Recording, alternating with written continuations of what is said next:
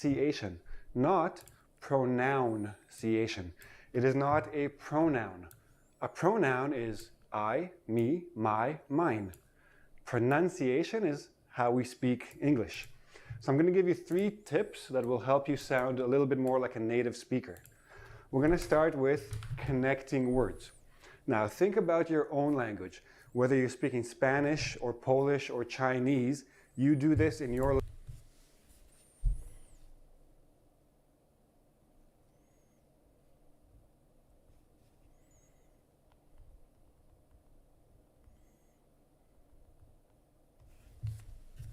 language as well. When you're speaking fast, you're taking words and you're squeezing them together, you're connecting them. So one word flows into the next word. That's what we're going to do here.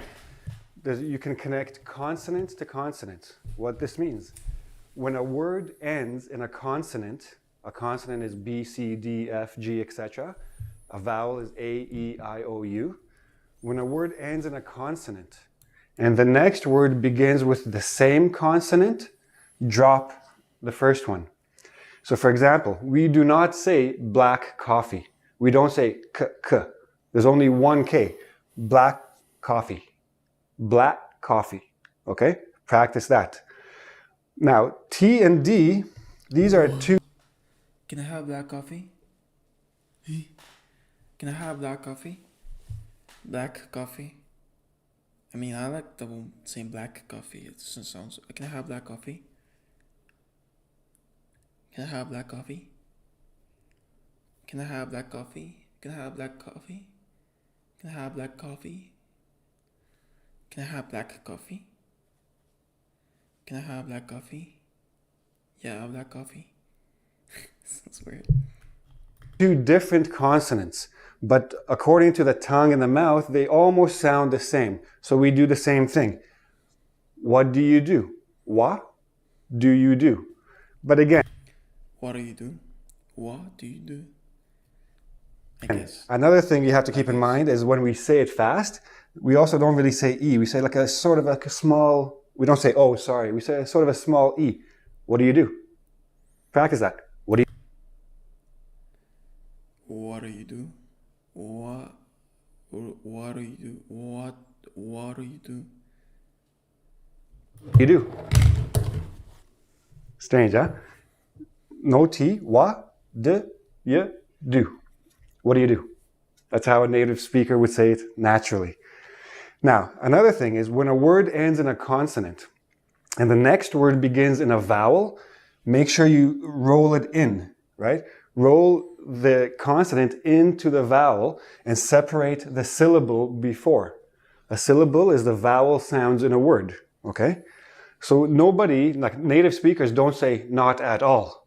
Oh no, not at all. We don't say it like that. We say, oh, not at all, not at all, not at all, right? The T, so this becomes na, ta, tall. Not at all. Not at all. Not at all. Na, ta, tall. Not at all. Okay? Say it quickly. Blend the letters one into the next. But again, practice it. Now, for those of you who are going to be taking a test, an English test that involves listening, IELTS, TOEFL, TOEIC. If you're in Canada, you're maybe doing a CELPIP test, okay? This is going to help you on the listening section as well. This is one of the things they're testing. Somebody on the recording will say, not at all. And you need to cut, not at all. You need to understand the separate words. That's part of the test. So practice speaking it, practice listening to it. Another thing we do is we squeeze some words, okay? Certain words, we don't say all the syllables. We don't even say all the letters. I've heard many students say comfortable, comfortable. But native speakers, we don't say this part. We don't say the or. We say comf, ta, bull. And notice the last sound is like a small, tiny, tiny little I in there. Comfortable. Comfortable. Comfortable. I'm comfortable. Comfortable. Comfortable. I'm comfortable. I'm really comfortable. I'm comfortable. sounds so fucking weird now. Comfortable. Okay? We don't pronounce the or. Comfortable. No, don't do that. Another word like that. Interesting. In. Sting. Interesting. Find out what the syllables are. So sorry, my mistake. Interesting. If you want to emphasize something, we have a word called enunciate. When someone wants to emphasize a word, then they enunciate each syllable. They say each syllable separately.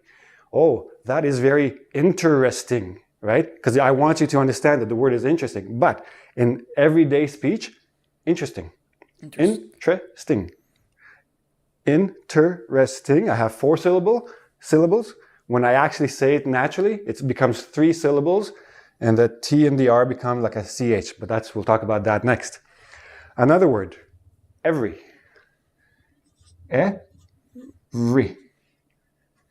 I don't say every. I don't say this letter E. Every. Everyone. Everything. Every. Okay? Last, squeeze letters. Now, this is particularly true for a few letters.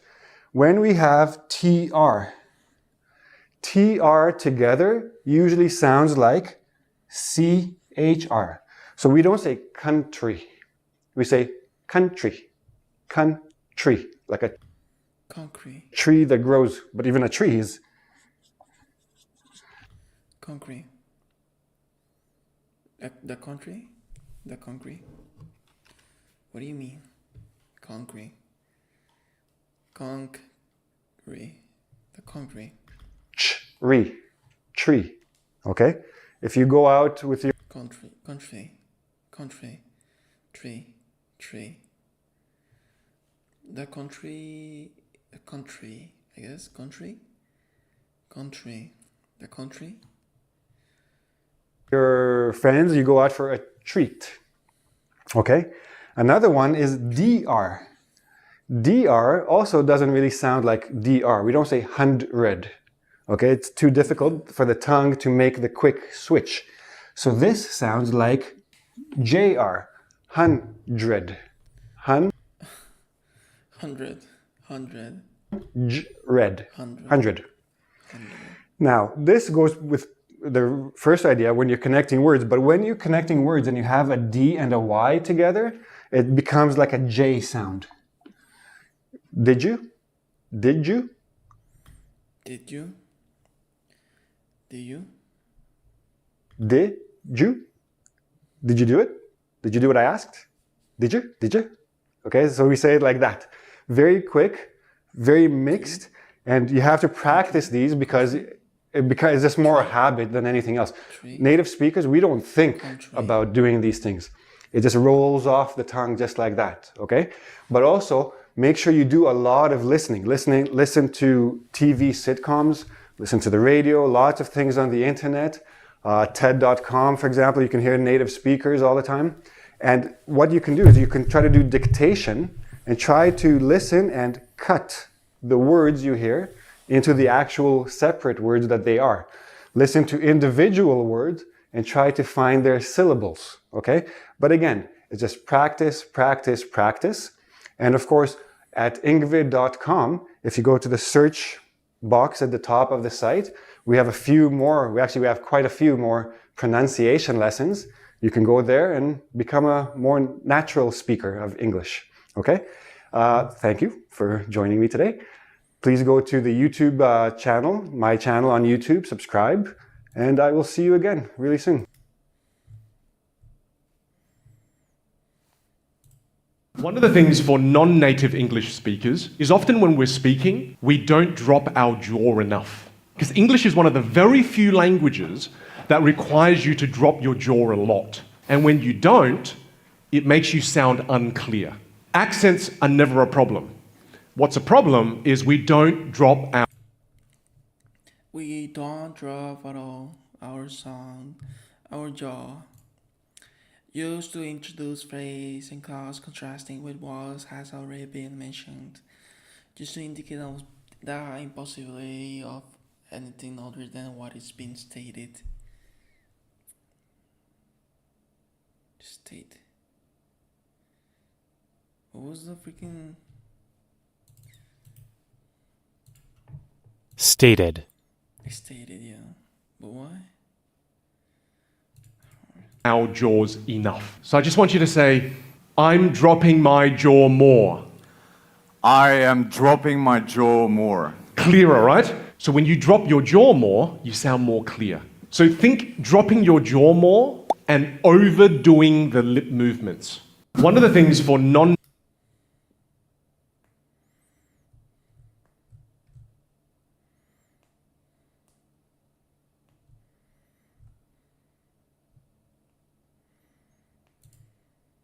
The one thing that makes the biggest difference for my students speaking English is also the hardest thing to teach and to learn, and that makes it kind of frustrating. But today, we're talking about placement, we're taking it apart, we're going there.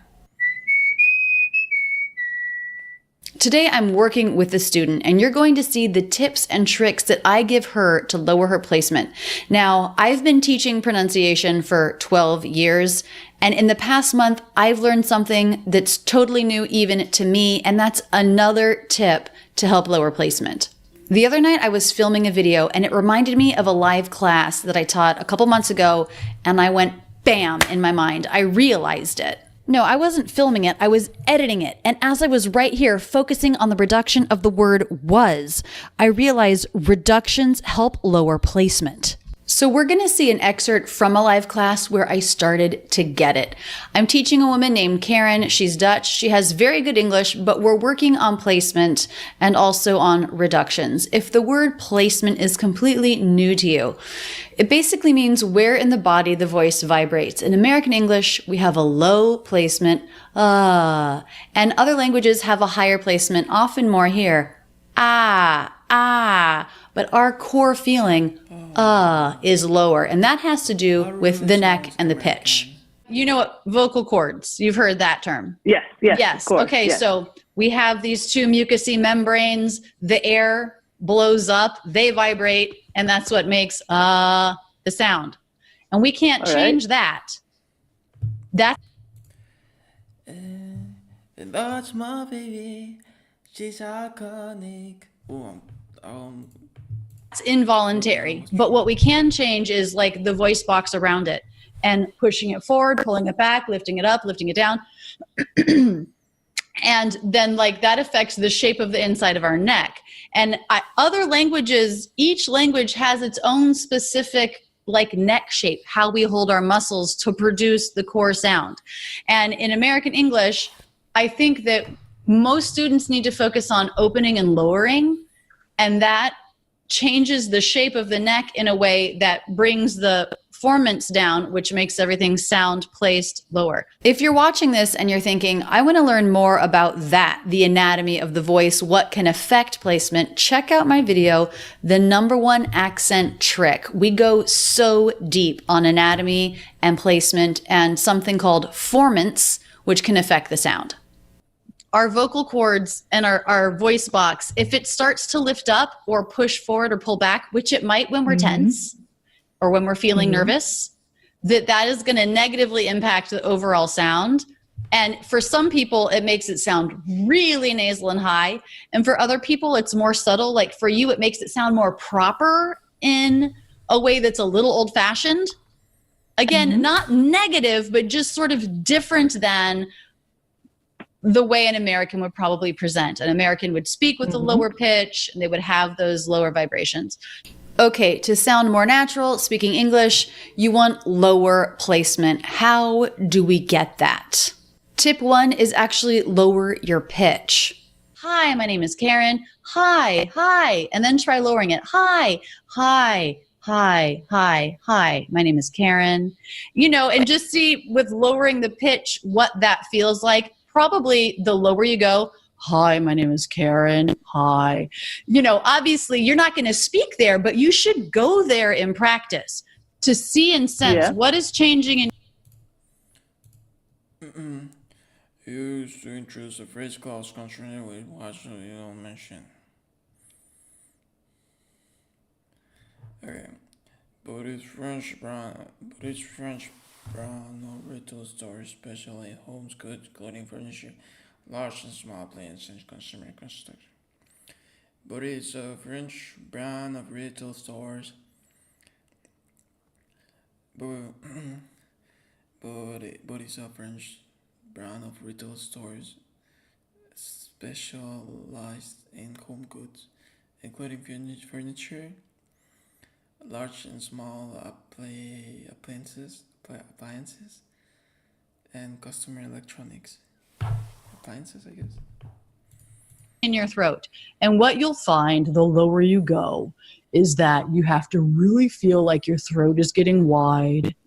And that's sort of the feeling that you want even when you're not speaking that low. So you can pretend, you can play with speaking really low to sort of discover what that does to your throat, and then try to keep that open feeling as you bring your pitch up to something that's a little bit more natural. One question I get asked a lot is, when I practice, my throat starts to hurt. Is that okay? Someone is saying, does it hurt when you lower your pitch? It doesn't, and it shouldn't, but if it hurts when you lower it really low, that's okay. You're only going to do it for a second just to feel what that is. But definitely, as you play, Karen, do sense strain, because strain, I think, is a sign of a lifting of the voice box. And we want the opposite.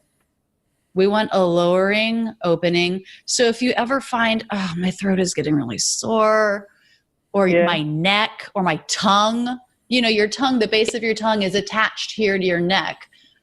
And if you're ever feeling fatigue, that's a sign that, like, okay, stop, take a break, shake it out.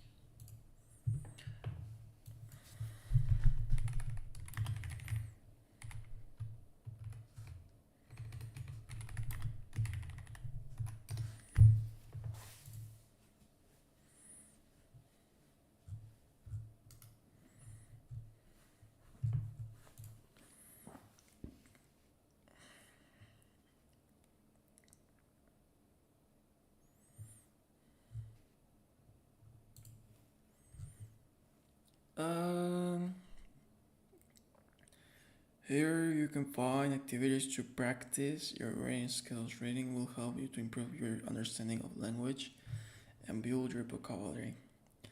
The self-study lessons in this section, the self-study lessons, the self-study, the self-study, the self-study, the self-study, the self-study. Oh my god, what the hell?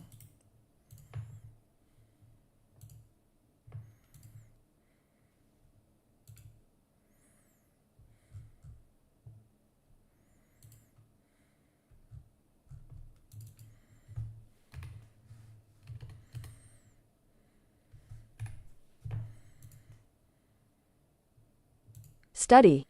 Study. Study. Study. I guess. The self-study lessons in this section are writing and organized. What the hell is this?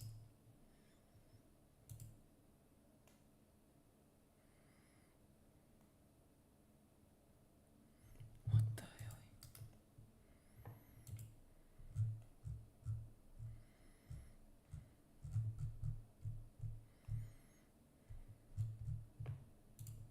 So if you're having neck pain, take a break, try to think open and low, and relax a little bit. Now, let's start working with Karen on reductions. And I run a business that helps people sell more. Okay, so, and I run a business. Beautiful, but a little bit of that formality. And let's try to reduce that. And I run a business, and I run. So I'm going to have you bring in that reduction, and I run, and I'm going to have you bring down the pitch, and I run a business. And I run a business. Right. Let's just see what happens if we bring it lower, and I run a business. And I run a business. Right. And I run a business. And I run a business. But I run a business. and I run a business.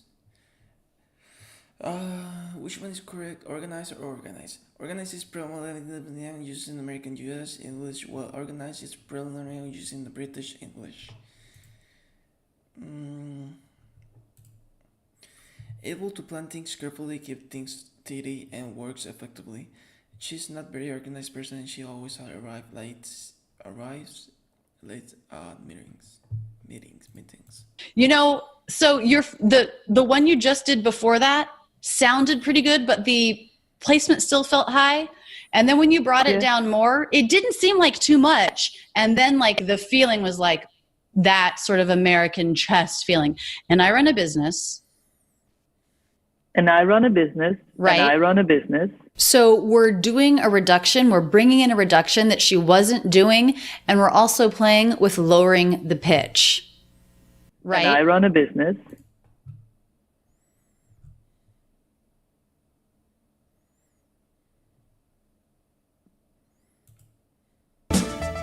Hello. Welcome to Breaking the Accent Barrier. I'm Dr. David Allen Stern. This is the pattern that gives listeners the impression of American speech music. Now let's try the pattern on another sentence. I'll call him on the telephone. Don't do it flat. Don't say, I'll call him on the telephone. Instead, jump up and step down. Repeat it after me. I'll call him on the telephone. I call him on the telephone. I call him on the telephone. I call him on the telephone.